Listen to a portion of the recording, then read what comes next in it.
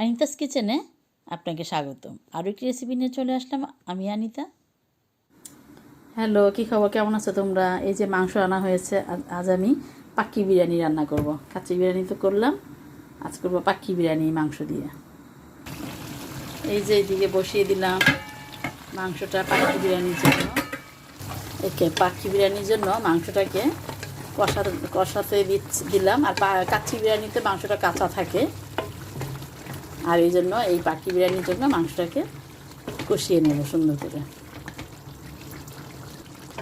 এই যে কাচ্চি বিরিয়ানি সাইজটা একটু, মাংসের সাইজটা একটু বেশি বড় হয়, আর পাক্কি বিরিয়ানির সাইজটা এটা বেশি বড় দরকার নেই করার, তারপরেও মিডিয়াম সাইজের রেখেছি। এই যে বেশি বড় না, আবার অনেক বেশি ছোটও না।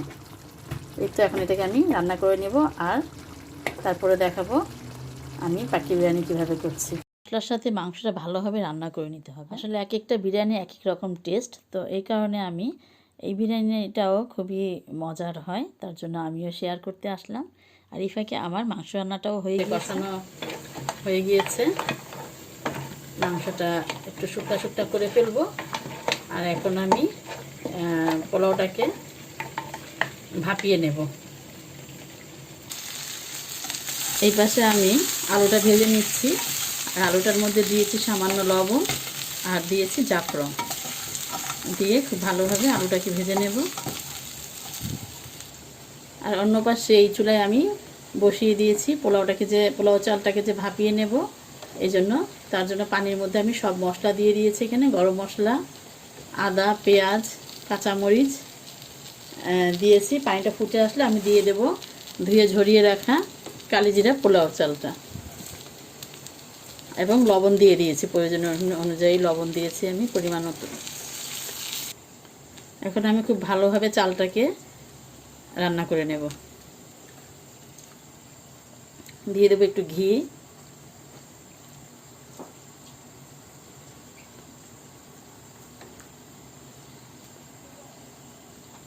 এখানে কিন্তু ভাতটা আমি অনেক সময় ঝরিয়ে ফেলি, এই জন্য আমি আজকে ঝরাবো না, শুকিয়ে ফেলবো। আর সে কারণে আমি কিন্তু পানি কম দিয়েছি। আচ্ছা, ভাতটা যখন এই পর্যায়ে আসবে তখন আমি চুলা বন্ধ করে দিয়েছি। এখন আমি এটাকে এই গরম গরম থাকতেই ঢেলে দেব মাংসটার মধ্যে। আচ্ছা, এবার আমি ভেজে রাখা আলু দিয়ে দিচ্ছি মাংস রান্নাটার উপরে। এবার আমি ভাতটা দিয়ে দেব। এতক্ষণ যারা ভাপিয়ে নিলাম ভাতটাকে, আমি 80% রান্না করে নিয়েছি। কাচ্চি বিরিয়ানি যেটা, সেটা হচ্ছে কাঁচা মাংসটা থাকে, আর এটা হচ্ছে পাক্কি বিরিয়ানি, আর আমি মাংসটাকে রান্না করে নিয়েছি এই জন্য। আর কাচ্চি বিরিয়ানিও এরকমই প্রসেসটা, কিন্তু সেটা থাকে কাঁচা মাংসটা মশলা মাখিয়ে রেখে দেওয়া হয়, আর এটা হচ্ছে কষিয়ে নিয়েছি মাংসটাকে। আমি এবার উপর থেকে একটু বেরেস্তা দিয়ে দিচ্ছি, একদম মচমচা বেরেস্তাটা ভেঙে নিলাম, দিয়ে দেব ঘি,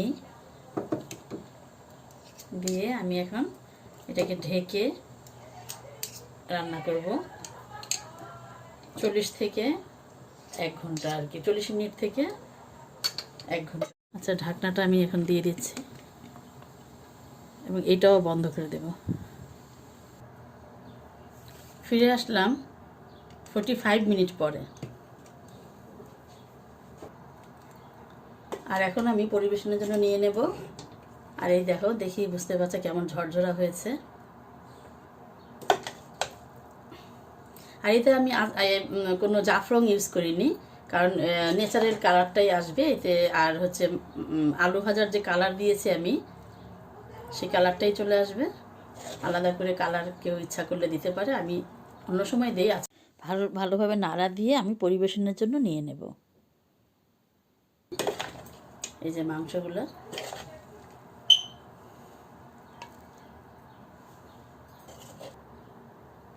এই তো আমি পরিবেশনের জন্য নিয়ে নিলাম। খুবই সুন্দর ঝরঝরা হয়েছে। যেমন লোভনীয় হয়েছে, খেতেও কিন্তু খুব মজা হয়েছে। আমি নিয়ে নিয়েছি পরিবেশনের জন্য, খুবই ঝরঝরা হয়েছে, এবং আমি কিছু কোয়েল পাখির ডিম দিয়ে সাজিয়ে নিচ্ছি জাস্ট দেখার সৌন্দর্যে। আর এই তো হয়ে গেল ঝটপট করে আমার পাক্কি বিরিয়ানি। এবং খুবই মজার হয়েছে এবং খুবই আমি সহজভাবে করলাম। আশা করি ভালো লেগেছে। ভালো লাগলে অবশ্যই আমার চ্যানেলটিকে সাবস্ক্রাইব, লাইক এবং শেয়ার করে আমার চ্যানেলের সাথে থাকার অনুরোধ রইল। আর এরই মধ্যে যারা সাবস্ক্রাইব করে আমার পাশে আছেন তাদেরকে অসংখ্য অসংখ্য ধন্যবাদ। আবার কথা হবে অন্য কোনো ভিডিওতে। আল্লাহ হাফেজ।